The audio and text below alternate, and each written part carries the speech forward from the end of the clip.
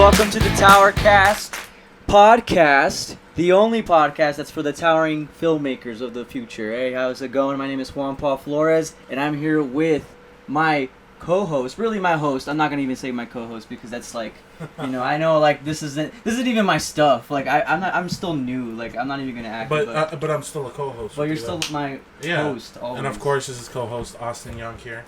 So, but I mean, we're still co-hosts, so it's not just like one person being two hosts. I feel like as time goes on, we'll probably have those ego battles and then, like the stories we'll talk about. Like, oh, when we first started, man, it was really hard because like Austin was such a jerk. He just didn't know when to like shut up, Like, no, exactly. And then like Juan doesn't know when to shut up. I and never because do. We have another guest to introduce. We do. We have actually. two guests. No, actually, we have. Well, we have several people here. Of course, we have the one and only Michael De La O over there directing us. Really, he all the cameras setting up right here. He's doing all the Lord's work right now. He's Jesus right now. No blasphemy intended, but you know what I'm saying. Make sure that like Quan doesn't bust any eardrums, because man, it's busting mine. I'm so sorry. I'm gonna just keep it right here. I'm gonna keep it right here. But of course, yeah, man. This is our first podcast. It's gonna be a day long remembered for many years and iglos. That's in Spanish, huh? Iglos? Siglos. Mm-hmm. I'm still learning. But, here we are. I mean, shoot, man. Like, we have him right here, the man of the hour, of course. The man, the myth, the legend. With his freaking partner in crime, I guess, so you could say, Damian. Actor What Damian. up? There he is, man. The one and only. Hola. Go ahead, man. Hello. What's going on, guys? Carlos de la Torre here. We're talking here. Happy to be here on the TowerCast. First episode, nonetheless, the pilot. And I'm going to be talking with these guys and with the Leo to my Scorsese, which is Damian Alonso. So that's my guy. So, by the way, guys, if you don't know, Damian is joining us virtually from LA. Damian, if you want to just give us a little introduction about yourself and how LA's treating you, man. Well, I'm Damian Alonso. I'm the Leo to Tower Scorsese. to Carlos's Scorsese. I'm from El Paso, I like to say, but I did move around a lot growing up. But I've lived in El Paso like 3 times, and I graduated at Chapin High School. And I moved out here to LA to pursue my career, which it's been treating me well. I think it's been going pretty well. I've officially lived in LA for over a year now, which has been nice. Has it really been cool. that long? It's been a year, and I'm almost, dude. I'm in my last year of drama school. It's a 2-year program, and I'm in my last year of drama school, and then like I'm actually like working out here. Like I've been working, but like it's been like drama school and then like working. That's a grind. grind. Then it's gonna be like it's a grind. It is a grind. I feel But LA's been great. It's rainy outside. Not rainy. It's cloudy outside. But this week's been unbearably hot, which is crazy because it's October, and I'm like, what is going on? That's LA, man. There's no LA. trees. The air's dirty. The air's so dirty. I feel it. I'm from Cali, so I understand what you're talking about. Air's so nasty. It's so nasty, huh? Yeah, it's just smog everywhere.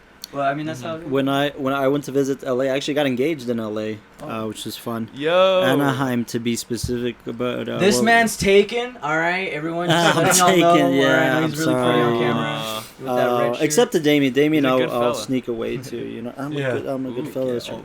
Wait, No, so I got. Did you propose at Disneyland? I did propose at Disneyland. Oh yeah. I proposed at Star Wars Galaxy's Edge. Nonetheless, which is awesome. I have a theory. You're the first ones to do that. You That's have right. to be. That's a You theory, have to right? be. But we have to find a way to prove it. It might be, yeah. We have to figure it out. I mean, like, you guys have to be. We the visit first pretty ones. often. Like, we love Disneyland and Disney World, so I'll be sure to ask. See, maybe they have something going on. Correct. But anyways, we went to Griffith Park.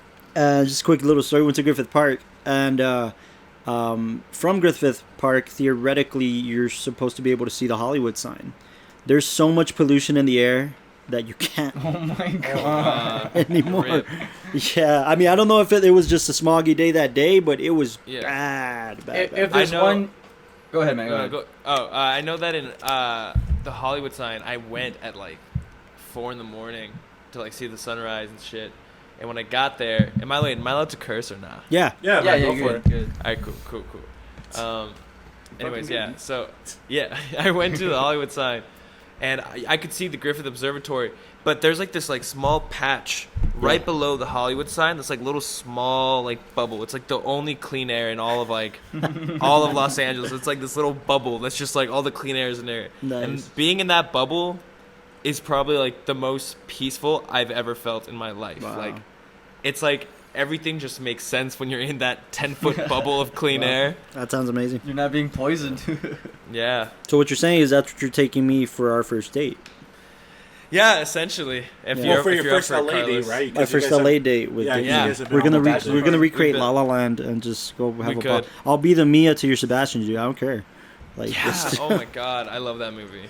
oh come on. That's a great movie. I'll be the Everyone loves that volunteer. movie. Oh, there you go. See, he'll be the host of my host. Most people do. Most Well, I people guess do. moving on from the LA talk, I mean, one thing that we kind of want to do on this show here is kind of talk about recent movies, but something just happened in El Paso this past weekend. We had the El Paso Film Festival.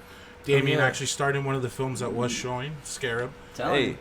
And we actually had the opportunity to head out there, and I don't know if you want to elaborate any on your experience, Carlos, at the El Paso Film It Festival. was fun. It was great. Networking with tons of people. We did get to see Scarab a second or third time. We've seen it at a few festivals. it's been about so, 2 or yeah, 3 times. 2-3 Hell times. yeah. And shout out to Mark Martinez.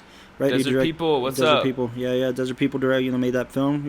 We love to shout out some other companies here in town that we know, and yeah, why not, So we're all here to support each other. So, you saw Scarab, we saw a few other films we hadn't seen. Man, met some great people.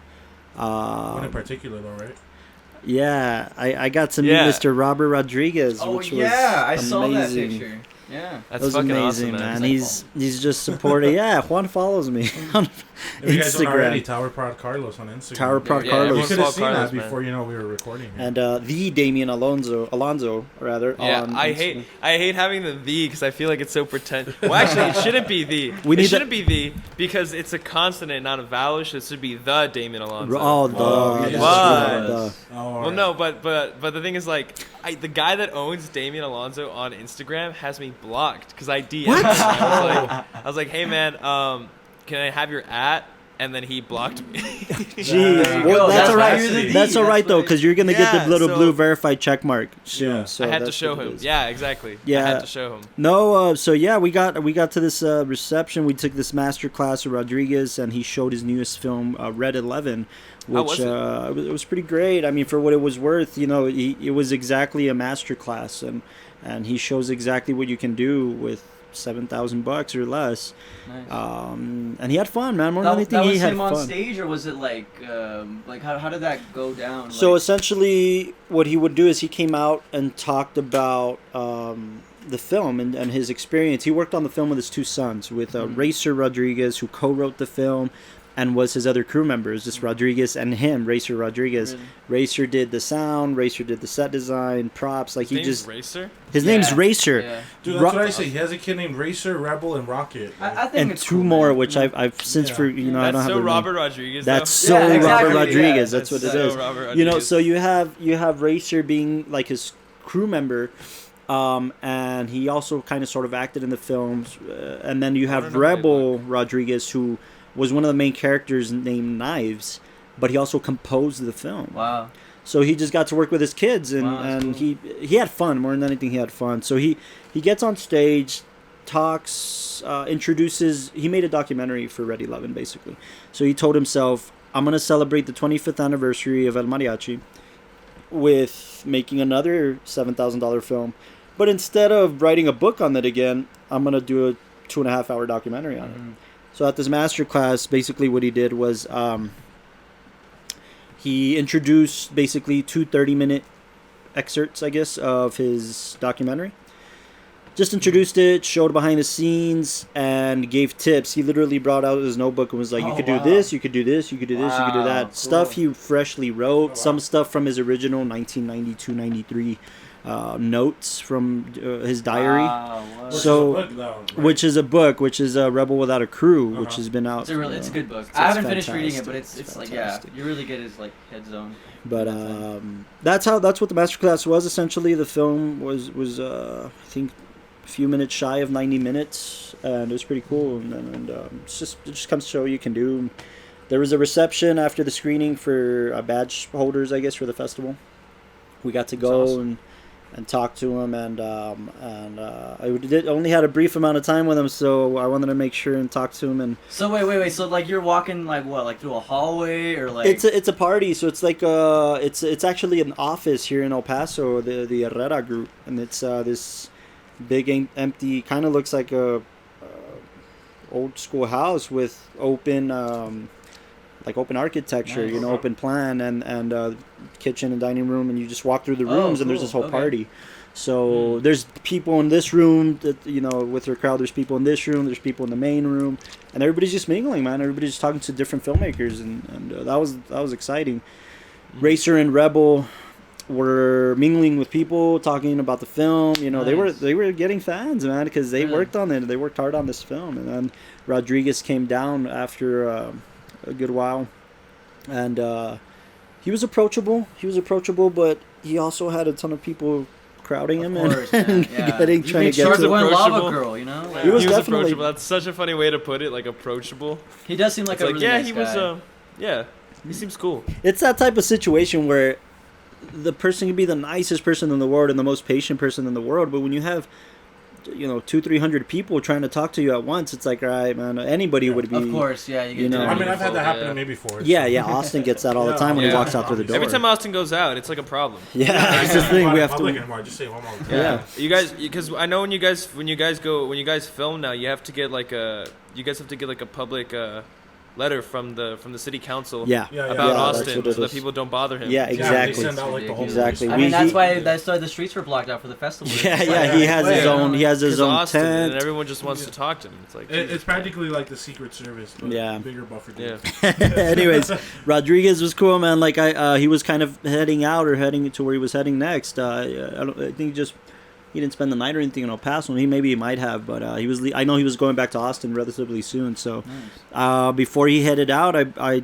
caught him in the hallway and was like, "Hey, man, I just want to say thank you. I'm a huge fan. Thank you for your book and for inspiring me to be a filmmaker, because you really did." When we were working on our first film, Sun City Lights, I picked up Rebel Without a Crew and read it, and I couldn't put it down. And the first paragraph basically says, if you want to be a filmmaker, stop saying you want to be a filmmaker and go be a filmmaker, basically. And it gave me the confidence to say, all right, you just got to do it. And I talked to him about that. I told him about all the cool stuff Tower's been doing the last couple years, and he was impressed, man. He was super supportive. He was like, dude, like, he looked around at all the crew. We were all wearing our Tower shirts, and he was Oh, like, really? dude, that's amazing. Like, Nice, awesome. nice. Like, he was super supportive, man. He was super cool. And It's awesome. That's so that was man. cool. That was a fun That's really thing. cool. Fun highlight. That's so of the cool. That's festival. like a nice story to hear. Like someone that you Yeah. want to be like cool and supportive, I was and then they crying. are. I know, right? Dude, it's so I had, like, oh my I had a God. couple friends. It's like that thing, like when I met Kevin Smith in LA. People say don't meet your heroes, man, and I've had two of my heroes, Kevin Smith and Robert Rodriguez, that have been nice to me, man, and have been so cool. Like it's. Yeah. I don't think it's true. I have don't a think, fear though that like my heroes are dicks. I have a constant fear. Yeah. Well, you see, I guess it depends on the person, right? But so far, so Yeah. good. I just have to Yeah. hope that when I meet Scorsese, he'll be as supportive. Yeah. Hey, Carlos, what's Well, I what's guess going on? Anyways, another way. I mean, speaking about heroes, let's talk about now one of your heroes, which inspired the film that we're here to talk about today, John Mayer, Edge of Desire, yeah. which was actually John Mayer. the first film in Tower 20. Yeah. I don't know why- What's the Tower 20, you guys? Yeah, I don't know what. I'm still new here. What's the It's Tower still 20? new here, okay. Well, the Tower 20 is a 20 film campaign that we did in 1 year, from August of 2018 to August of Fucking 2019. amazing. And Amazing. it was 20 short films with different directors, writers, all in-house in Tower, by the way. They were all crew members that had a story to tell, and we wanted to help them tell that story. And they wanted to help us tell our stories, and we just collectively made this campaign. And Edge of Desire kicks that campaign off. It was the first film we did for the Tower 20. Originally, it was like, let's do 5 films, let's do 10 films, and then it spiraled, and then it went. And now it's a 20 film campaign that we did in a year, man. And I think what you guys did was so cool. I really do think it's like one of the. It's like film school. You guys gave yourself like a film school, and it's amazing. It's cool. I do think the best way to learn is through experience, and I think what you guys do with the Tower 20 is like. That's you dedicating yourself to learning, and to creating. Like that's. you know how they say, And I you guys think- are so professional. Like, you guys aren't just like amateurs, like grabbing a camera and recording something. It's like you guys plan your shit, and it's like, and I Amateurs love on that. the loose. Yeah, You guys are very professional about your thing, and that's why I've always loved working with you guys. Yeah, And appreciate that, it's man. awesome. You know, we love working with you. I mean, look, Tower, we have this whole factory line of things where we hear a story, hear a concept, read the script, and if we think it's something that we should make, a story we should tell, we do it, and if we don't, we don't, and we keep each other in check that way to tell good stories, you know. But Damien's absolutely right. It served as a film school. Some of us went to film school, some of us didn't.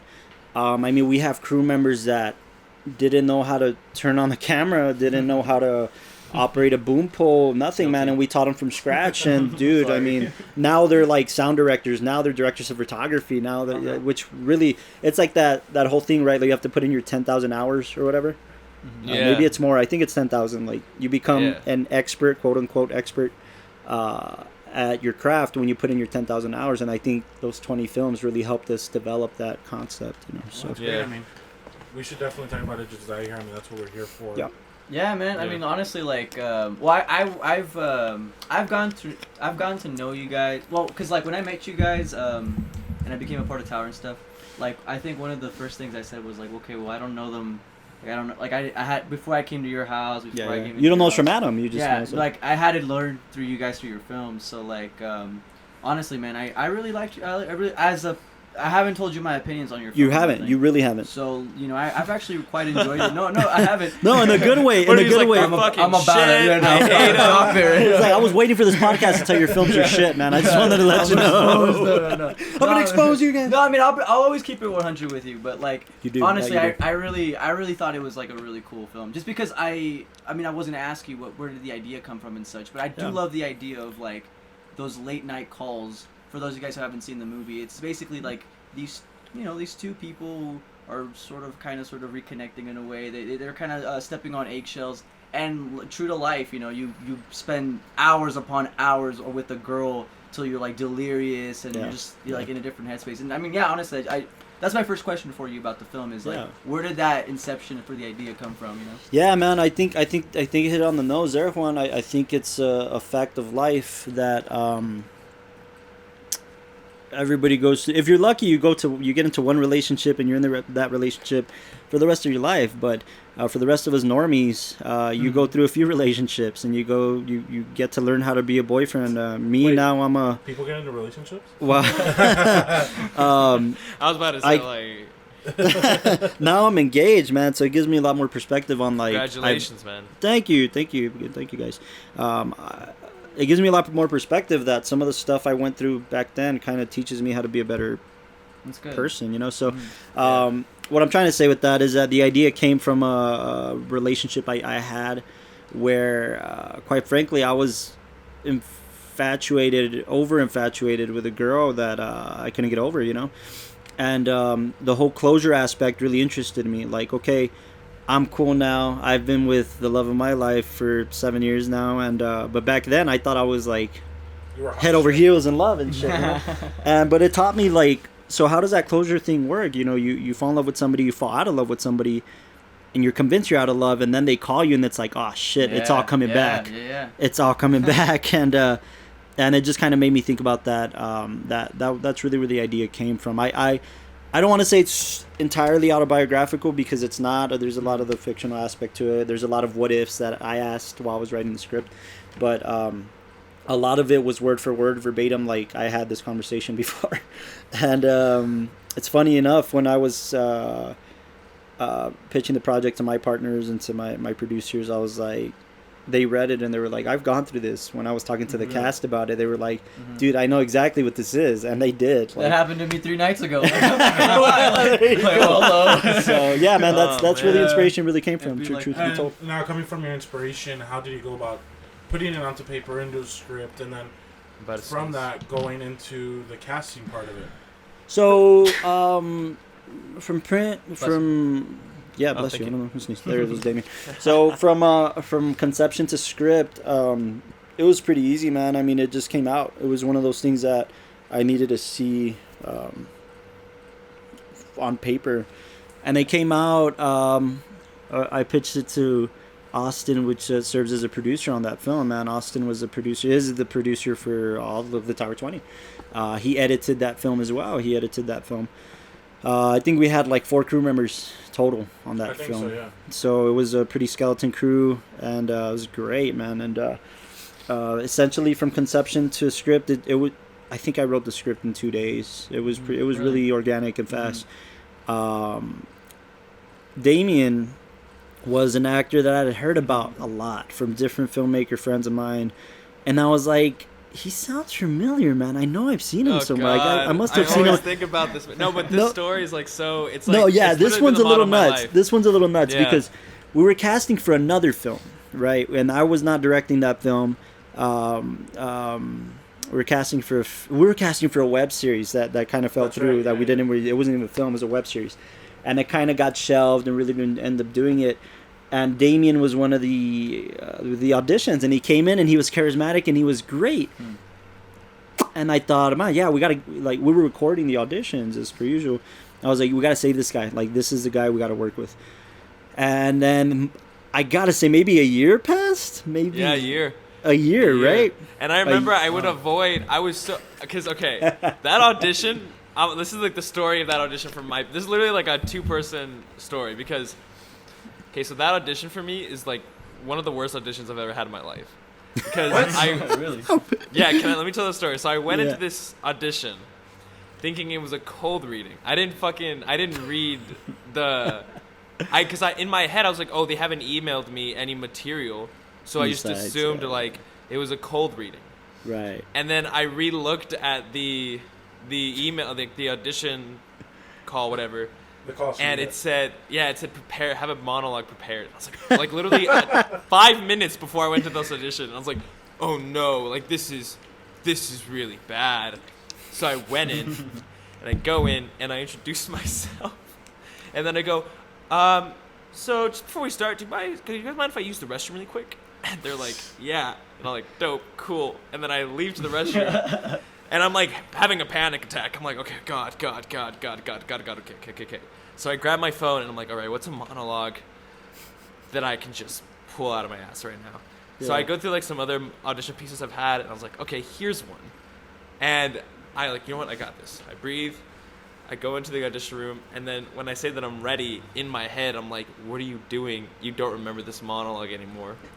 So I gave you guys like the title of the monologue and the author, I think, and then I started the monologue, but it was just all made up. Like, it was just all pulling it out of myself, and I was like, oh God, I'm bombing this. Like, I'm bombing this audition. This is so embarrassing. You freestyled then? Yeah, I freestyled it. It was so bad. I was Yeah, I'm bombing. I am bombing. So I was like, I ended it. You guys were like, cool, great. And then I left. And I remember the last person I saw was Carlos right behind the camera. And I thought when they stopped, I thought you're starstruck. You saw Carlos. Yeah, I saw Carlos. No, but when I saw Carlos like look back, he like said something to someone, and I thought I was like, this guy's saying that I fucking suck. Like, I'm out of here. No, I remember that. I remember that. No, I remember so then that. He like turned around to someone to say something, and I was like, oh God, he's like telling me, he's like, oh, this kid totally just bullshitted this. Like, he's horrible. So I left. Worst audition. Like, I remember I called my girlfriend my then girlfriend at the time, and I told her like, I was like, hey, like I just completely just bombed. Like, this is horrible. Man. But it wasn't like, I was like, you know what, it's fine. It's whatever. I think it was like it was the second short film I'd ever auditioned for. So like the second film thing I'd ever auditioned for. Because you did, you come from theater, right, Damien? I don't know. Yeah, I love theater. Yeah, I did theater my whole life, and it's just it's been a part of me. It's weird. It's weird when I say that it's a. I don't want to. This really is the profession that I see myself in, and I can't really see myself doing something else. I can't really see myself doing something else for money, but I just love it, and I never want to stop doing it till I'm dead. Yeah. No, I mean, and here's the interesting part about that is that, I mean, poor guy.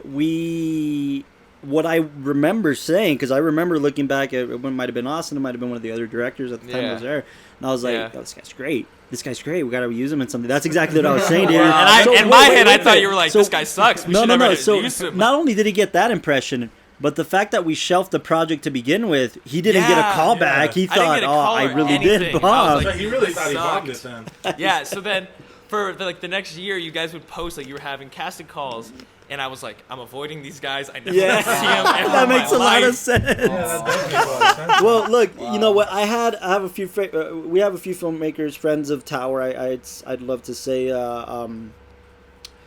TriCast Pictures, who are good friends of ours here at Tower, and Awesome help them guys. out with their stuff. They help us out with stuff, and we're really just genuinely good friends. We get together like once a month just to talk films and talk projects, and just they're really cool dudes. And they've worked with Damian, so Francisco particularly, he's a very talented writer-director, a DP, everything, man. And I talked to him. I was like, hey, man, I remember what's worse, Damian, is that I was like, hey, man, I got this project. Can you read it? He read it. I said, look, I know who I want, but I remember this kid, Damian, but I've never really seen him in anything. But I didn't remember you from the audition, dude, which was worse. I didn't remember you. Like, I just thought, I've heard good things about this dude. Let me talk to Francisco, a friend of mine who's worked with him. And I asked Francisco, I was like, look, read this, man. I see somebody, like, in his description like this. And he's like, yeah, Damian you should talk to. I think Damian would be good. And then he also recommended Hitzel, which he's worked with. So it was like, hey, are they good to work with?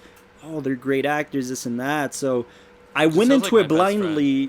I went into it blindly until I remembered once we met our first meeting. I was like, I know you.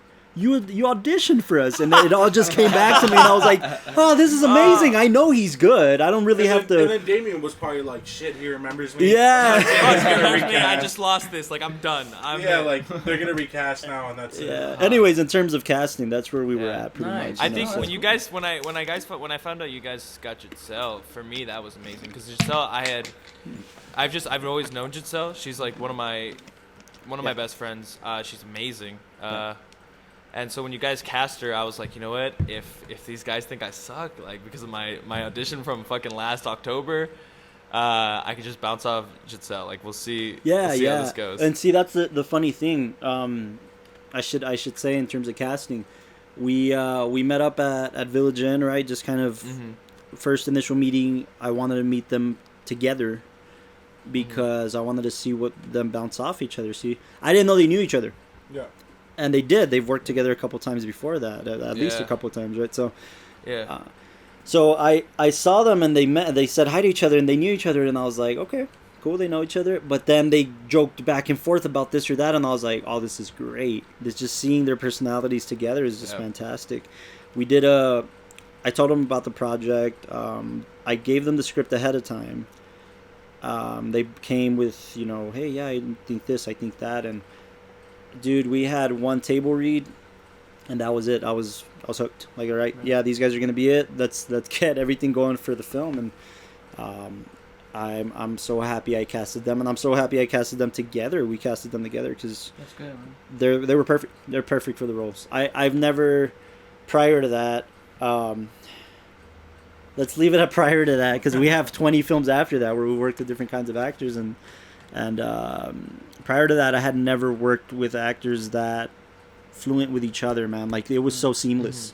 It was so seamless between them two. Like the chemistry was just there, and it was seamless to work with them two together, man. This was amazing. Real quick before we move on, I actually wanted to ask Damian a question. Because I like that. I like this bit where Carlos was talking about like what he pulled from and stuff. Yeah. Damian, when you read the script, like, was there something where you were like, oh, I can connect with this? Because I'm not gonna lie, man. Yeah. I was watching the film and I was like, dude, Damian had to be like charming, charismatic for like the entirety of it.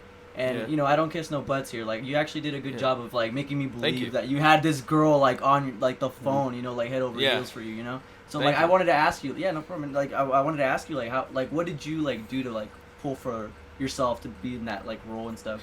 I think it's during that time period, or maybe like a year or two before, I'd had those late night calls a lot, just because I was a fucking high school kid.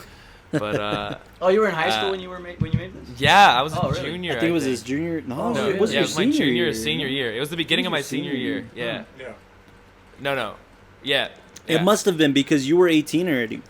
Yeah, wait. Okay. I had short hair, right? I had short hair when I did Yeah, that? you had short hair. Yeah, so it was like whatever, it doesn't matter. It was my senior year. But there's a line in that I really connect to.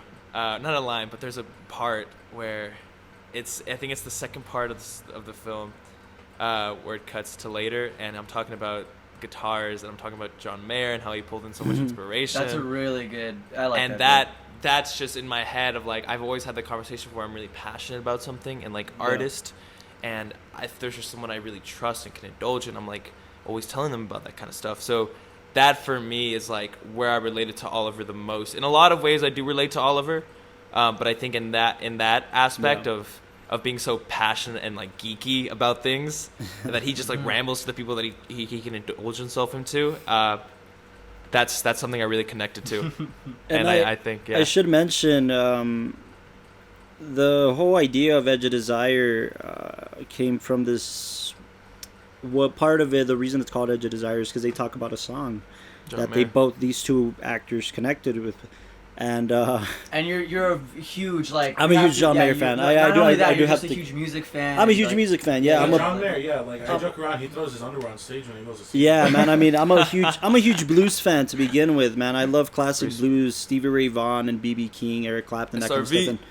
And I shared my obsession with Damian for the role of Oliver because I was like, I gave him. I think I sent you guys a playlist, right? Yeah, you guys a have playlist of songs, and I was like, these are the songs that Oliver would listen to. To help them get into it, and I sent it to Heat Cell as well, and it was just like these classic blues artists. And John Mayer, to me, is a blue artist to his roots because he fell in love with playing guitar by listening to Stevie Ray Vaughan. And I shared that with Damien. I said, you know what, man, like I'm a big John Mayer fan. I really am. I play guitar. I'm a musician, and he's a huge like inspiration to me in that sense, and was when I started playing guitar especially. But I think he's an underrated songwriter. He's one of the most underrated songwriter musicians. People think he's just this pop star, and he's not. He's much more than that. He's a good songwriter. He's a blues guitarist that runs circles around some of the guitar players nowadays, and he's played with legends, man. B.B. King and Eric Clapton would invite him on stage, and Buddy Guy, Gary Clark Jr. Like, it's just, he's part of that community. And this song... I have some of the songs you recommended for that. You have that? Lenny by Stevie Ray Vaughan. Yeah. That was in Texas the film. Flood. Yeah. The Thrill Is Gone by B.B. King. Yeah. And I remember Layla, Eric Clapton, and that's why he named Layla. Oh, yeah, that's exactly right. I named Layla because of that song. And that's played by Itzel, what's her name? Itzel Monsiváis. Yeah, Monsiváis. Who also killed it, by the way. She was fantastic. She was fantastic. Too, Yeah, she was fantastic. We worked with her a couple times after that, and she's just been great. She's focusing a lot on art right now. If you follow her, I don't know her exact handle on Instagram. We'll plug it right here. Yeah, we'll put it in there, and she's I say we. This is my show. I'm a guest. What do you think you are? I know, right? No, but Hitzel is an amazing artist also, like painting and stuff like that, drawing and painting and stuff. So just shout out to that. She's been doing a lot of that lately, so it was great. Anyways, the song "Edge of Desire" by John Mayer talks about not wanting to call that person, but wanting to call them at the same time, and that's what the song's about, is this struggle of like, just screw it, come over, let's talk about this, let's see each other, even though it's probably toxic, and though it's probably dangerous. Let's just do it. Let's just say fuck it and get together. And that's what the song's about, and it really inspired that movement of like, man, closure, and I shouldn't be talking to this person anymore because it went so badly, but I'm going to, screw it. And that's really where it was about, and I really catered that to the song, and I tell Damien and Hitzel, this is what it's about, guys. This is the feeling that we're chasing with this film. So you guys are ready to go. You guys like have the script down and everything. Yep. Like, what was the filmmaking process like once you guys are like, all right, like first day on the set, like what? Seamless. Yeah. Oh, it was all one day. He's exactly right. Oh, okay. We shot the entire thing in like 4 hours. 2 different houses, though? 2 different houses. Really? Well, really? 4 houses. Yeah, I should mention. I just realized too. This is where we. This is where it was shot. Right? Yeah. This we're in my. For those of you who don't know, we're in my room, which is the TowerCast. Yeah, Tower HQ basically. Mine or Austin's house, but we're in my room, and this is where we shot Edge of Desire. At least Oliver's side. Oliver, yeah. Oliver's side we that shot bed's here. so comfy. I can still remember how comfortable that bed is. I could be wrong, but I think Damian was falling asleep. He was falling I asleep was. while we I were was switching falling setups asleep. and whatnot. So it was, we shot at my fiance's house, who's not my fiance, at the time was my girlfriend. My fiance lives down the street. We shot the Layla stuff at her house. Mhm. I think it took us, man, it was so seamless. I think it took us 2 hours. I think so, yeah. Something along the lines of 2 hours. Damien was there feeding lines to Michael her. doesn't hate me that I'm moving my mic right now. And Michael Head was the gaffer on that. He lit the set very beautifully, man. And I think he like brought out these new like RGB lights that he was so excited. that's to right. use. And Eric Sanchez is the director of photography, and it was just it was seamless, man. We did 2 hours over there, drove down to my house, set up, did 2 hours here, and that was the film. That was production. Michael and Eric also direct, and we're going to be hitting them up soon also for their films. Basically, That's the right. Tower 20 is going to be our grid as we go down film by film, so Yeah. we'll definitely hit them up as well. But I was going to say, any hiccups like during the filming of it? Like, did you guys I can't run say into that there any problems? was. We had I was Filmmaking-wise, acting-wise? well on the filmmaking side. I had one camera angle that I was stuck on, and I knew I wanted.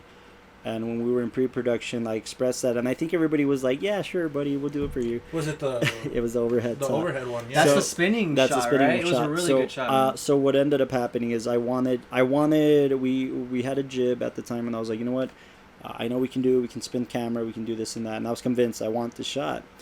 And Eric, as my DP, was like, it's not gonna work unless we're like super high on the ceiling. Mhm. And our gaffer Michael was like, well, what we can do is just set it up super high where you want it, exactly at the angle you want it. I think and on then the C-stand, no? On the C stand, just still. And then Austin, as the editor, already thought, we'll spin it in post. And we have a cutaway to a record that's playing the whole time while they're talking. And that's what I wanted to resemble, is the record spinning as they're talking. So was the camera like possibly gonna kill the actors at that point? Like if it fell? Yeah, relatively. It was really, What? It was really on them. Damn it, expose it.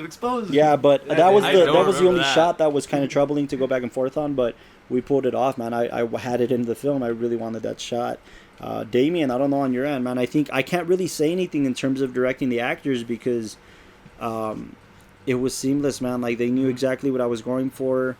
I may have given them direction here and there, just like, hey, do this instead of that. or- The good thing is you had Damien who like clearly understood and connected to both that of them script, did. so- Both yeah, of them right. clearly Hazel understood it, Damien. and they didn't need much more than direction than Yeah, maybe just lay there. just basically. So, anyways, Damien. I don't know if Besides, you got something to besides say. falling asleep, Damien, Yeah, on the bed. What was like another like challenging thing you kind of found yourself, or I don't know, anything you learned that you didn't? I previously? learned. It definitely was a good exercise on like phone call acting, like pretending to be on the phone. Oh, wow. Cause yeah, it's really cool. Oh my god, actually no, I do know trouble. I definitely know trouble because I think about it a lot. What didn't I remember? What is it? No, nothing. It's actually nothing about you, Carlos. Oh. And I don't want to put blame on somebody.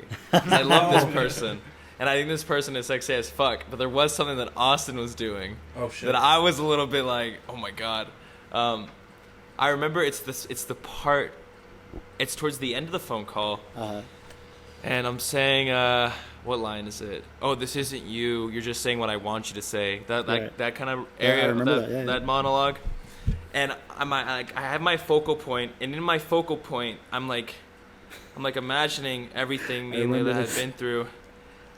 And then motherfucking Austin's like giant ass knee just enters like the view, like from behind the camera, and I'm like fuck, I'm about to laugh. I'm about to fucking laugh, and I'm like, okay, you know what? Like this is seriously.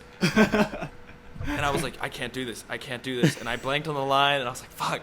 But like that's like still today, like nothing against Austin or like anything with that production, but like that's something like I still remember. The because I production think was so about- seamless that we started messing with them on camera. I think so. Like after we got I got the takes I wanted, and they'll tell you I'm a like long take kind of guy. I I love that about you though. Yeah, I love that. I really love long takes. I really love the organic feel of the conversation building. And once I know we got what I wanted, we'd do another take for safety. And then it got to the point where we were just they were in this serious moment, we try to make them laugh off camera Yeah. because it was so seamless. Like it was you know, Yeah. Too easy. it's too easy And almost. then but it reminded me of that, of two things. It reminds me of like 10 years ago when they were doing that Terminator movie with Christian Bale, and then there's that audio of him like freaking the fuck out. That was going through my head when I saw Austin's head, was like that, like Christian Bale like freaking out, because We're I think done the reason- professionally. I think the reason he was freaking out is because he was like trying to deliver a monologue, but there was someone behind the camera that kept fucking like moving. I was like, oh my god, it's happening to me. I'm about to, it's happening to me. Nice. Yeah. It's But like no, I loved- from Entourage when Drama's going through his audition, and the guy's like, The "Oh, guy's yeah." texting, sending an email or something. Yeah. But I loved working on that production so much. The thing I love working about with Tower is I said the Tower. The So Tower. the reason I love working with the Tower is because you guys, I feel like I'm with my best friends when I'm like filming with you guys. Yeah, man. Like there's never a dull moment, and I feel freedom to create as well, you know. And it's very professional, and I love that. There's you guys are a very nice balance of being free and disciplined, and I think that's like why you guys stand out to me. Cool, And I man. love you Thank guys you so for much saying for that, man. That's a big Don't deal. cry, Austin. Don't That's cry. all you I'm do. trying not It's to cry, okay, man. bro. I should No, mention too, Austin's in the early days of Tower. Austin was the ADing most of our films, if not all of Yeah. them. So he AD'd that, and I mean, as an AD, I think you didn't even need a. Nah, like we you were said, on it was- time entirely. Yeah, it was a seamless production. You know, so I appreciate you saying that. I think the only issue was trying to get that like 30-some inch pizza into your house. Oh yeah. Oh my Yeah. god, yeah, we had a big pizza when we wrapped. Wait, I what? forgot about That's that. right. Yeah, That's I right. don't remember where it was from, but it was a pizza maybe like. I'm down. Yeah, it was one of these humongous To feed pizzas everybody. to feed everybody. Yeah, really. No, but yeah, really, that's nice of you to say, Damian, because we love working with you, man. Like we always, one of our biggest regrets when we get together in Tower is like, why did we wait a year to work with Damian? Like we knew him, and really, it really is that before he left to LA to pursue acting and do the drama school. Of course, we're still working with him, and we can't disclose his details just yet on this very special project we're getting ready to do with Damian. Excited. It's super exciting, and we're still working with him. You know, when he comes back to town, or if we're in LA and stuff. Nice. But we got to work with Damian on 2 films, and we're like, man, I wish it was more. We really do Yeah. wish it was a lot more films. So Oh yeah, and I mean, obviously, anytime you get to work with any great actor, you want to keep working with them. Yeah. And I mean, I guess we've kind of gone through production. I kind of want to. What are the next step, pretty much, in any movie that's ever made? What was the post production and release of the film? How was that? Was there any hiccups in post? How was the film received once it got distributed? And yeah, I've heard some rumors of somebody crying in the club.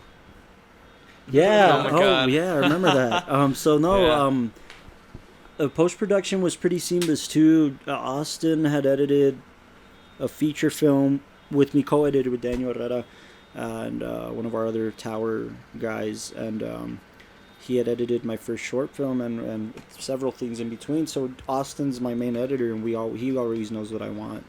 He knows what I want before I even say it, man. Like, if I can't describe it, he's like, I know what you're going for. Let me do it. Let me check it out. But if anything, the only thing we kind of ran into was we were kind of blessed enough to use Lenny from Stevie Ray Vaughan. Okay. We actually used it. We actually used You the told me about the this. song. Right? I might have. And we had to pay licensing rights to Sony. And they were great. Don't get me wrong. The publishers were great, and they said totally you can use it, and we just had to pay this fee. But using that song was the most expensive thing about that film. Like, Really? it was the budget, apart from that. I mean, it was. Did you say how much it was? Or? I didn't. If I remember correctly, it was a few $100s to Yeah. use. That's pretty cool though. You Yeah. actually, cause like that's pretty hard to do. I feel like to get a song license for. I was stuck on it, man, and I learned my lesson because, Like it worked in your favor. yeah, it worked to teach me you're gonna have to pay for the song you want, and if you can work with a composer that can go for that feeling that you're going for, it's probably better for an independent production. If we have a budget, yeah, sure, use the song you want. But only if it's gonna help the story in a sense. Don't just use it because you want to use it. Use it because it's gonna help tell the story. In this case, the actors connected because of the song. or the characters connected to this song. So I was stuck on using it. That's Mhm. the biggest thing we had in post. Was just getting the rights to the song, and beyond that, I mean, it was great. We got in touch with John Mayer's manager, which was cool. I didn't think I was gonna get through to that far, and they gave us permission to use the song "Edge of Desire" for festivals, That's cool, which man. was pretty awesome. So anytime we submit to a festival for I think 2 years, I think it was around something that like time. 2 years, That's pretty good. we could put the song in there. So that was great. I mean, post production was seamless. Beyond that, I mean, it was pretty easy for me on my end. I don't remember any incidents on editing that film, Austin. I don't know if you do. No, I mean, just was basically Or the like, process. I mean, I Yeah, don't I know mean, what to it talk was about. basically just like editing like a multicam setup because it was basically just two people going Really? back and forth. I just Very realized simple. you were the I was like, oh wait, I guess. Well, the I gotta editor. ask you. Yeah, Yeah, I was the the editor editor. too. Yeah, so No, but I mean, it was pretty seamless. I mean, some of the shots that Eric and Mike were able to put together were great. awesome. And I mean, I got to stare at his beautiful face for a couple hours while editing. So Ah, bless that was up. very nice. But Yeah. yeah, I mean, editing wise, I don't think. And I we must had say, any like, hiccups. they're pretty consistent unless I tell them otherwise. So in the editing process, the biggest thing you have is like the actor. It could be a good thing or a bad thing. The Mhm. actor will give you 5 different takes or 5 different styles of what you want. And this was so consistent that it was just a matter of choosing the best take, performance-wise, Mhm. which is my favorite thing. And Damian my, does seem a very performance. yeah, heavy, my like- my editor knows. Austin knows that I care about performance more than anything, and I get in fights with him all the time because of continuity or because stuff they have to look out as editors, and I'm like, no, this is the best performance. This is the one I want because he did this with his eyes or he did this with his face and he moved that or whatever. And if anything, that was the only thing that was like, oh man, like which of these 3 precisely consistent performances do I get to choose from? You know, because the takes were long, man. They Yeah. must have been 10-minute So it was takes like or a lot of something. footage. Yeah. So I had we'd have to sit through the whole take, which it was something I love to do anyways. Like let me sit through the whole organic take, and yeah, man. So in terms of distribution, we released it on our Facebook and YouTube. And, Tower Productions on YouTube. You could check them out. Yeah, Tower Check us Prod out. everywhere else, and before we released it, I sent it to my cast. You know. And I said, check this out. It's ready. This was at night. It must have been 10 o'clock at night or something like that. I was like, hey, check this Yeah. out. Damian was asleep, I think, Yeah. right? So he Yeah. didn't get back to me the next day. He texted me back 30 minutes later because the film's about 20 plus minutes. And she's like, I'm at the club right now and I'm crying. Thanks. Aww. So She that was was really literally crying heartwarming. in It the was like, club. oh man, because if there's anything I care about, I care about any technical side of filmmaking. But if I can make somebody feel something, that's all I That's good, want to man. accomplish with my films. Not to say I don't care about how the film looks or sounds. No, But- yeah, you like leaving an impact with that story. Exactly. Yeah, I want to leave an impact, and if I left it on the actress and. Very early the next day, it must have been like 8 a.m., 7 a.m. Damien texts me. He's like, dude, what the hell, man? like, I guess they weren't expecting for this conversation to be so engaging as a unit, you know, together as one. I know they fell in love with their characters, but as a unit, I don't know what were your expectations, Damien? It's weird, and it's something I don't think I'll ever get used to. But when you film something, and maybe it's like me being, I don't mean to get all LA astrology on you, but me being a Virgo, I'm very, very hypercritical of myself when I'm on a set, or even just like on stage, that when I see something, when I see like the finished product of it, or like I see like a viewer's perspective, it's always different than how it's always going to be different than how when I was playing it or when I first read it. And I think my expectations were blown away when I saw the rough cut, because it was a rough cut you sent us. It might have been, Nice. I don't. Maybe. It Yeah, wasn't I remember there was finished, no. so I remember maybe there was no you're quite music. right. There was no music in it, and I remember that's why I used that version for my reel, on the rough cut. And then my expectations were just blown away because I never worked with you guys before, and I hadn't That's really right. seen anything Yeah. you guys had done before. But so when I saw that, I was like, holy shit, this looks amazing. We had very this little sounds out, amazing. so This is amazing. Yeah, I think if I worked with you guys like for the first time, I'd be very eager. I'd be like, oh my god, like these guys are great. Like look at their shit. It's like spicy. Like I love it. It's icy. it's icy. It is icy. It's icy. Tower Productions Or no, is what was icy.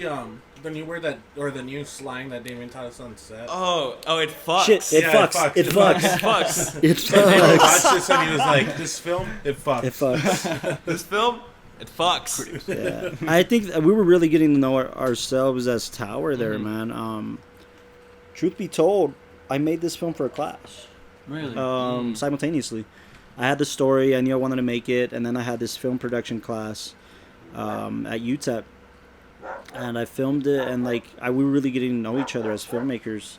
And I loved it, man. Like, I just love the whole experience of that film.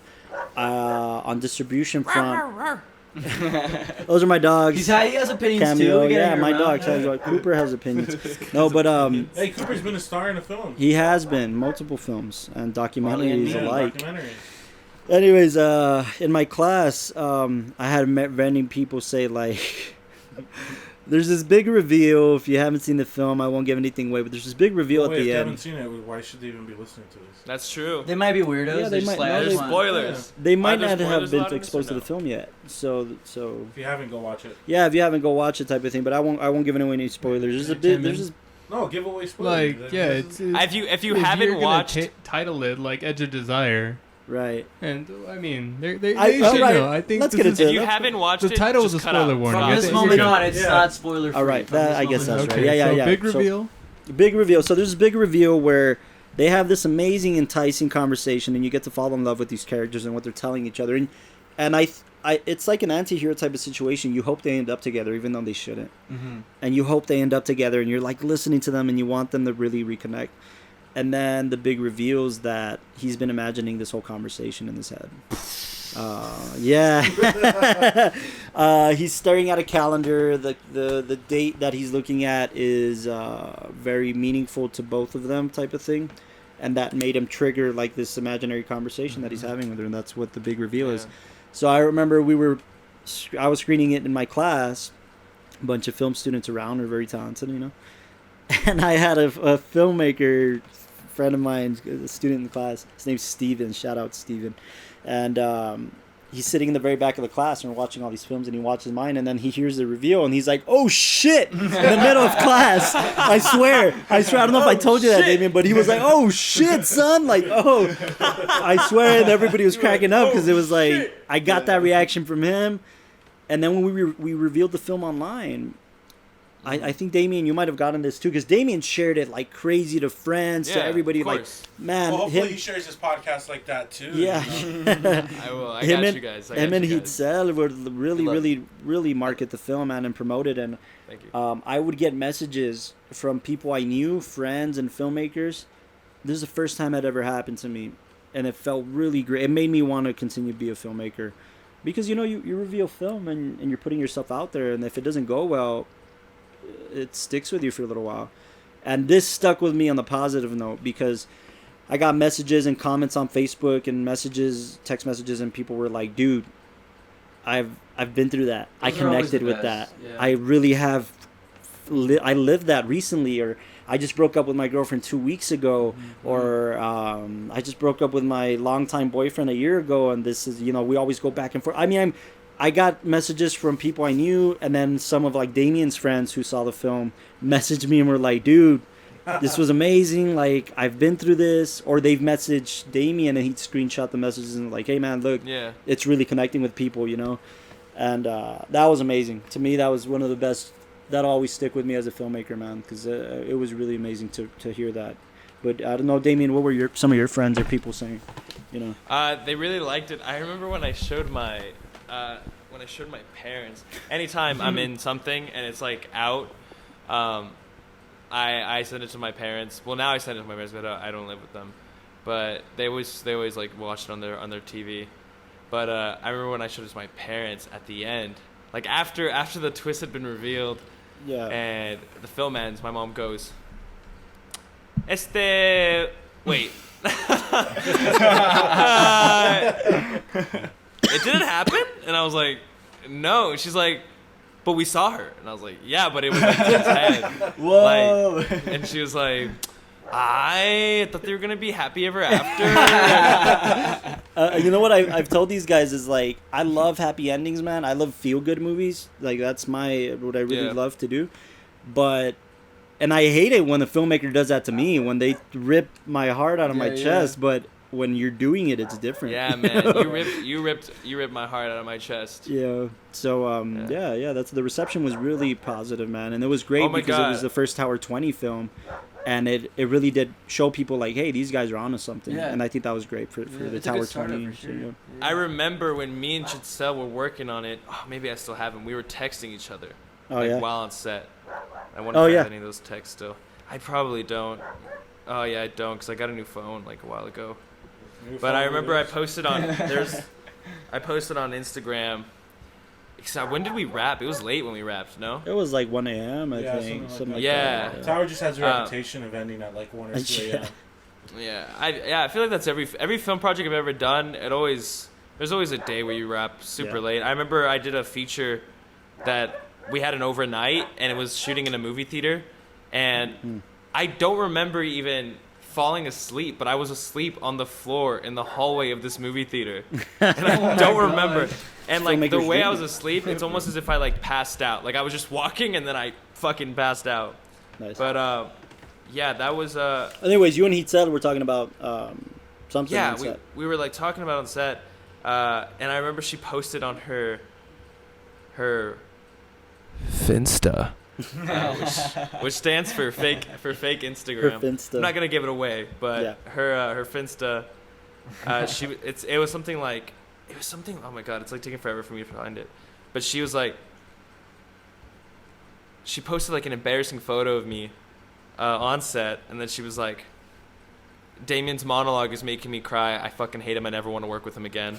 and then I posted a picture of her because I remember while I was doing my monologue, she was feeding me my lines from the futon that Juan's sitting at right now, I believe. Yeah. She's feeding me lines different from couch, that different futon. couch, but it's the same idea. Oh, yeah. And I like posted that picture of her, and I was like, all right, we ain't friends no more. But that was that's one of those. Yeah, just even on memory. set, you were feeling this. You were feeling each other's performances, man. I dig that. That was great.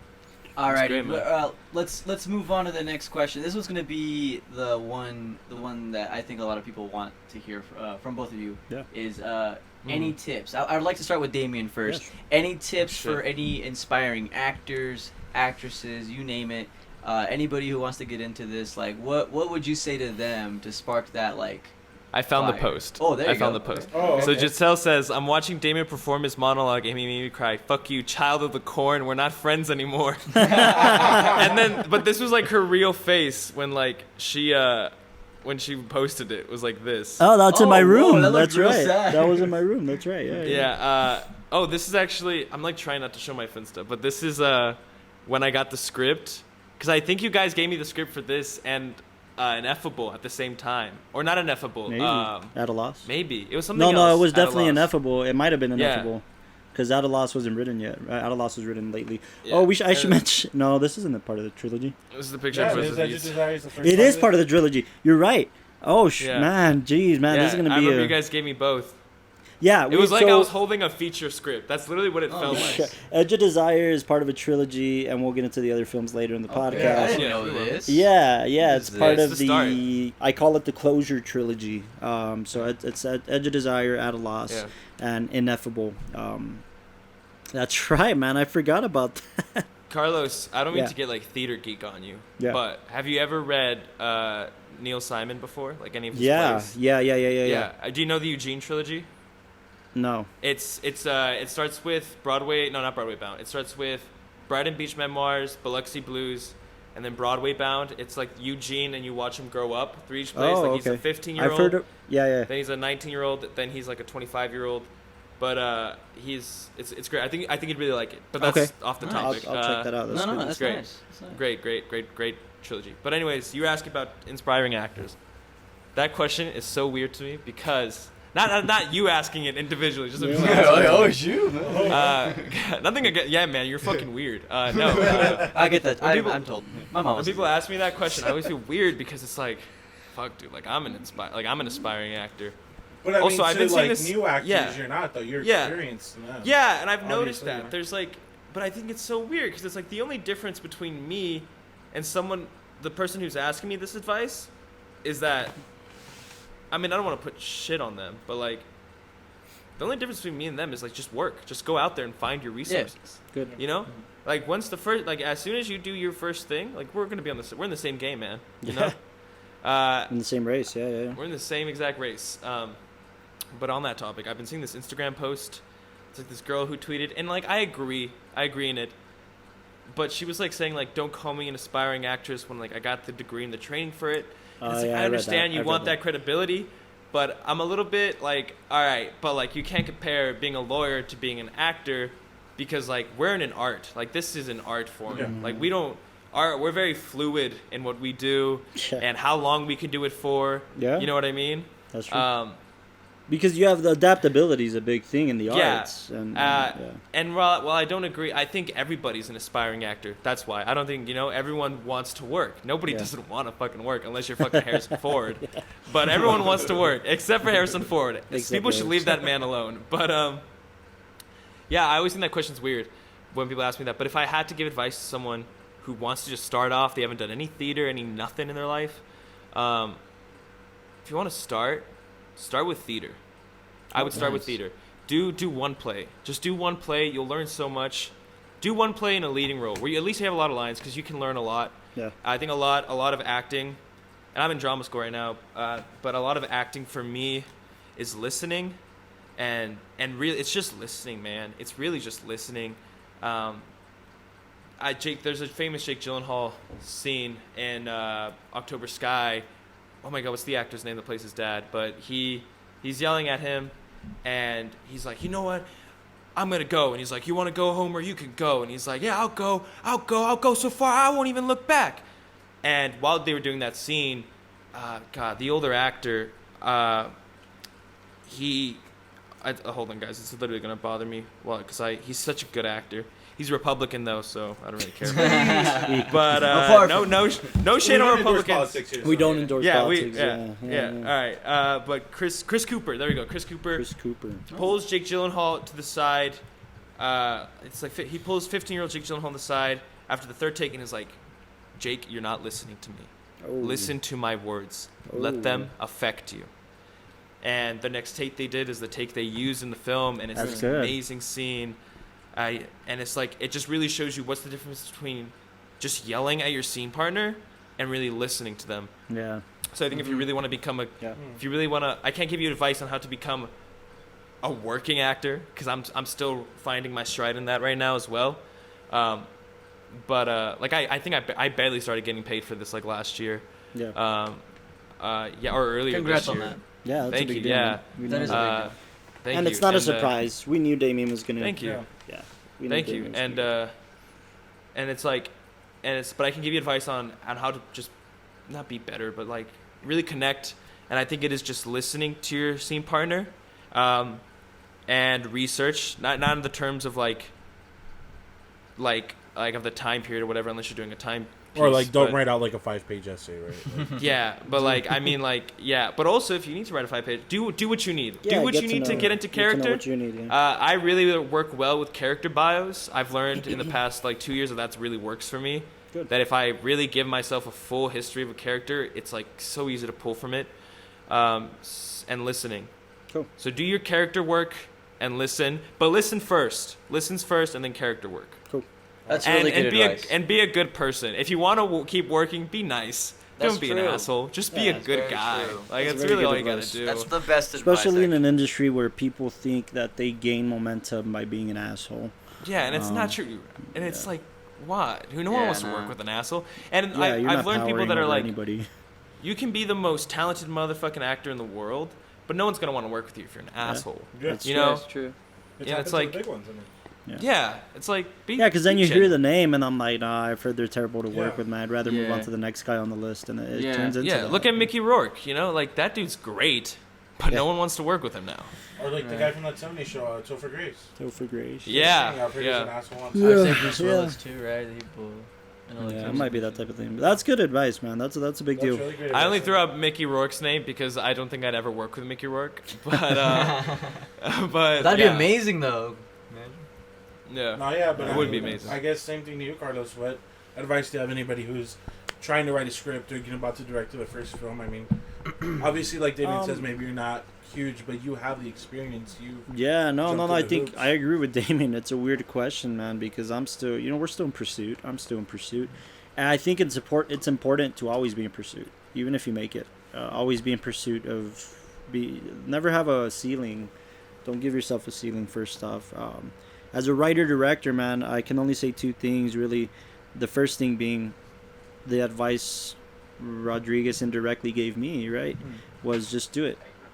Just really get started. You want to tell a shitty story, tell a shitty story.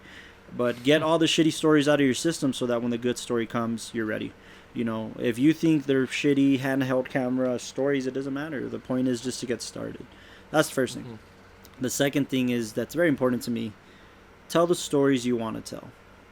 Don't listen to anybody else. Listen to advice. Listen to connections with fellow actors, fellow filmmakers. Listen to what their experience is, but don't let anything impede your story. Tell the story you want to tell. When I first got started, man, I didn't think. I thought to myself, nobody's gonna want to see a film where two people talk for 25 minutes about themselves. Self-indulging, it's whatever, and then I thought, nah, you know what, I have to tell this story. So biggest thing is fall in love with the story you're telling. Otherwise it becomes a job and it doesn't become the passionate project that you're working on. So those two things, just do it and fall in love with the story you're telling. That's really the big thing for me. That's great advice from both of y'all. And I mean, again, guys, we were talking Edge of Desire here on the first ever episode of TowerCast. And I mean, we're going to start something here on every episode for our guests. We're going to ask a trivia question. But before we get into that, I want each of you to try to come up with a quick, song, or what are they called? Jingle? A jingle for Okay. the trivia, for Tower Trivia, before we go in and ask these questions. Oh God. Damien's a singer. So. Oh, So just something quick. Actually, like- I was gonna ask you guys when we ended this. There's a part from Edge of Desire that I actually want to sample for a new song I'm working on. Okay. Okay. I'll talk about that after we Yeah, finish yeah. recording. But all right, what's it called? jingle Tower for Tower Trivia. Trivia. TowerCast Alright, Tower exclusive. TowerCast Trivia. Let's go. Tower Trivia. Tower Trivia. Tower Trivia. All right. Tower Trivia. Sample or jingle? Oh my God, I'm trying to think. Trivia. I'm a musician. This should be easy for me. It's really not. It's tough. Ooh. I Hey. got the power. I'm chilling it here with Tower. We get it on Hey. the trivia in our brains like it's power, hour. This He's got podcast bars. been running for an hour. Everybody wants to just hone in all our power. I've used those rhymes like 3 times. Hey, okay, that was there we actually go. That was good. That was That was good. fantastic. Oh my god. I'll Your turn, piggyback Carlos. off that. That's fantastic. I can't beat that. What are you gonna do with that? But give us your best shot. I mean, so small jingle, anything, really. No, man. I feel like I should grab my guitar and pull something out of my hat. Just brings out That's really yeah. Hey, all right. Oh, you guys wanted luckily I have this here. Yeah, I don't know. Oh my man. God. Michael had to get his headphones off just because of that fire. Huh? Yeah, it was like in his headphones. Was Our there a fire engineer over over there, he was like, Michael, or- "Whoa!" How's De La O feeling over there? I'm feeling good. Like, man, that was pretty crazy right now. I mean, that I've never heard such sick rhymes. That makes power and power. That's actually pretty At least funny. 5 times in a row. Like that's pretty Yeah, intense. right? Yeah, just hearing Tower and Power together. I mean, but I guess if you don't want to give us one because you feel like you can't live up to it, I You're just can't, gonna man. disappoint us? Damien's shadow will always live over me. That's the problem with our relationship. so I guess. Oh, it looks like my phone did. I got you. I have a bullet. All right.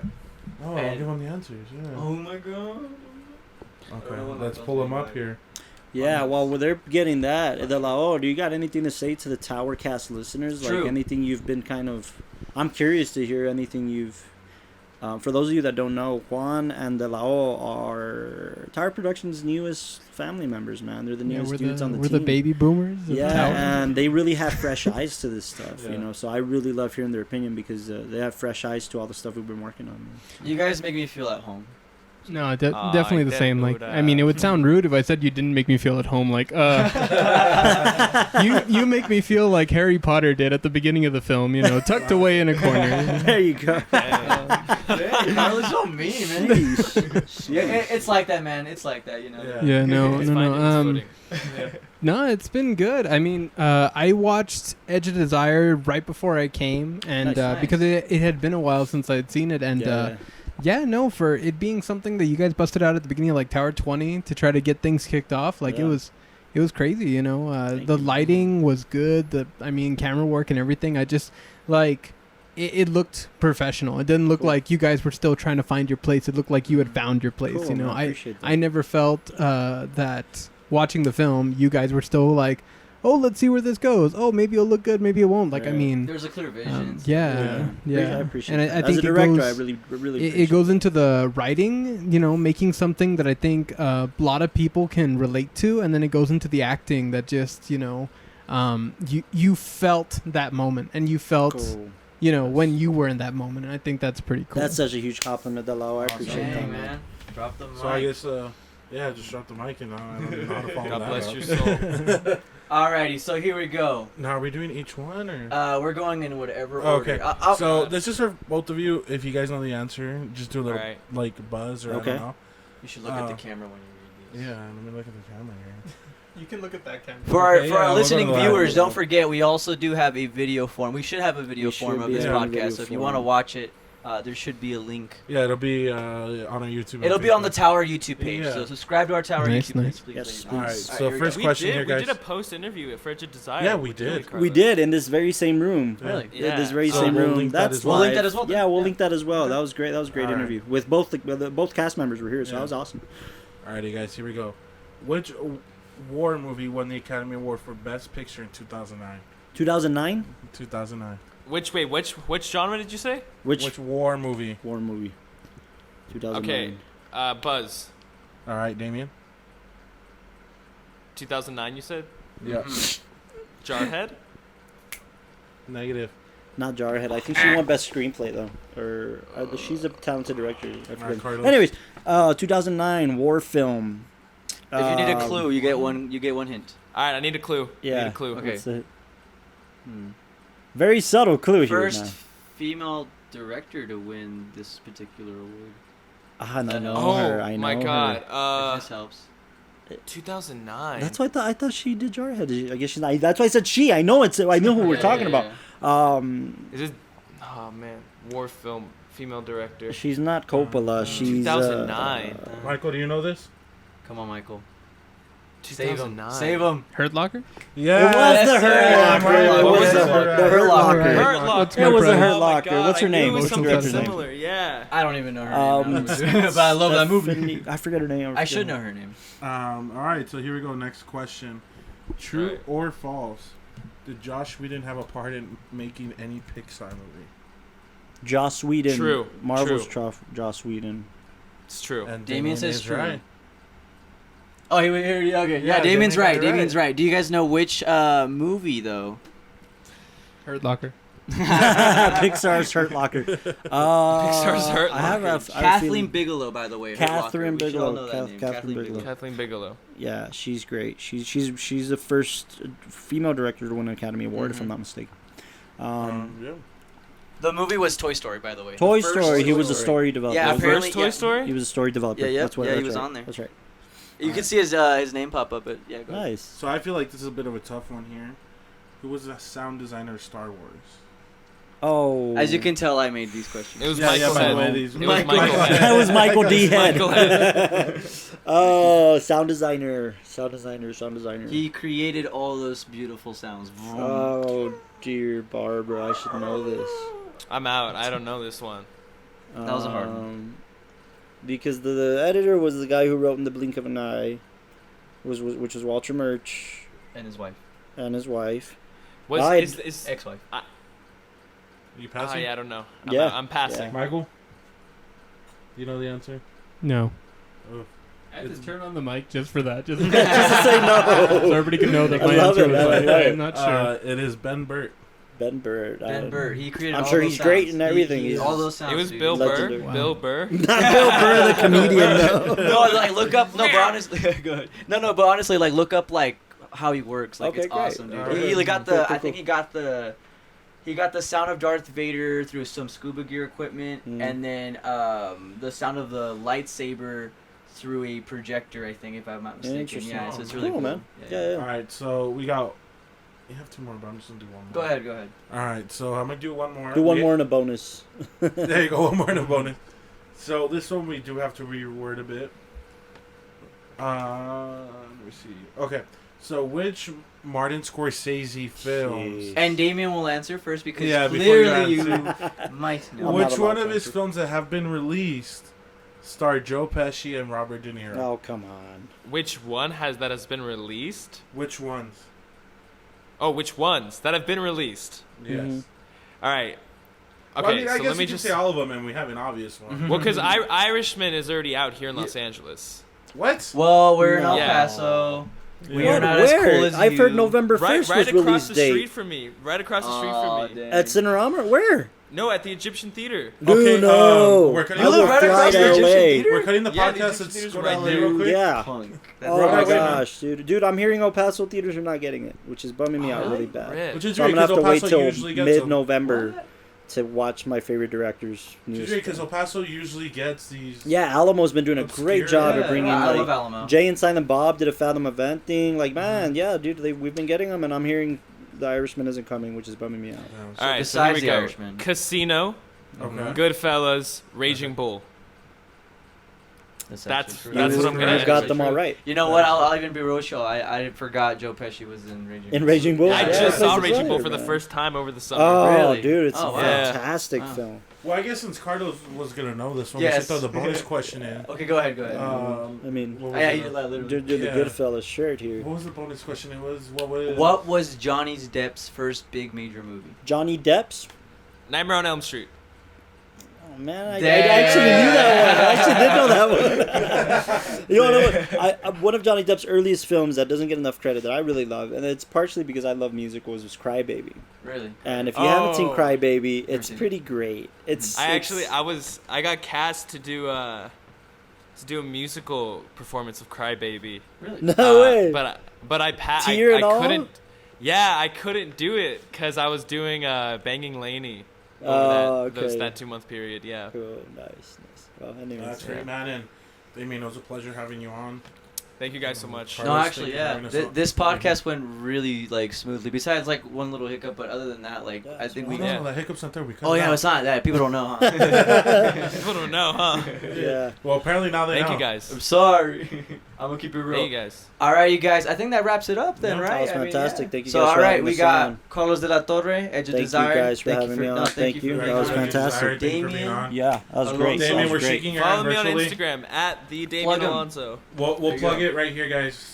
No, yeah, and once again, thank you to Michael de la O. No Of problem. course, your last name, I'm trying to like get it on. All right. See, the thing is, we got two Michaels in Tower, so we just call them De La O. De la O, Yeah, right? De La De la O. O. De la Torre de la O. So there, There you you go. go. Isn't that awesome? But yeah, dude, thank you, dude. You're awesome. You're a G. No, yeah. Of course. It's Of been course. a smooth ride. Austin Smooth Young. ride. Keeping it on the what do they say for DJs? Keep it on the ones and twos.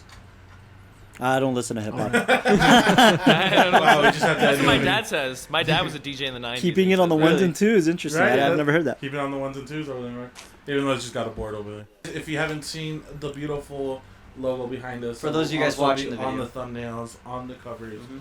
was created by your very own Jesse Fier. A talented man. Jesse Frere, yeah, Very he's honest, amazing, talented. man. I Writer, hope I didn't director, mispronounce your last graphic name. designer, actor, man. That guy's amazing. He's an He'll be amazing on. talent. No, and then On shortly. I Yes. don't think anybody really knows this, but Carlos actually locked him in a room and said, "I want something by the end of next week," and Yeah. didn't open the door. Dude, till yeah, then. no, I heard no, about Dude, the that. worst part is I've been on the end of that, and it's not. Yeah. Oh, He he doesn't does. even He give does you that food. to his editors He too. scares He does me. it to his I editors. don't give them scares me. food because when an artist struggles and is starving, they work harder. That's what it is. That's what it is. It was amazing. He was done in an hour, but Yeah. Carlos said, "Like, I want you to No. wait the full time." Jesse, man, you worked on a bunch of Tower Yes, stuff, Jesse, and thank you so much. this show, man, you just do it so seamlessly, dude. it looks like you're not even trying. You work very hard, but you're so good at what you do that Yeah. it looks like you're not even trying. So Mhm. Jesse, thank you for that. All right, you guys. I think we're gonna wrap things up here. That was the TowerCast for you, and tune in next time for the next episode with Austin Young and Juan Flores, and of course Michael De La O, Woo. always bringing us and you the next chapter of our journey. Good night, good morning, wherever you are.